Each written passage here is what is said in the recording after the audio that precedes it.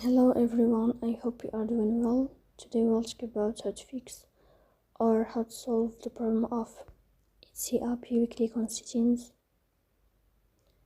Here in this page we click on apps, default apps, app settings. Here you will search about Etsy and you click. In this window you will click on first stop and you will click OK.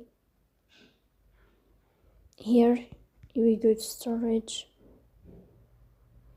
Then this page we click on clear cache.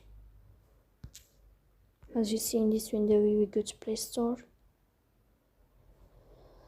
You will search about the application of Etsy and you will click.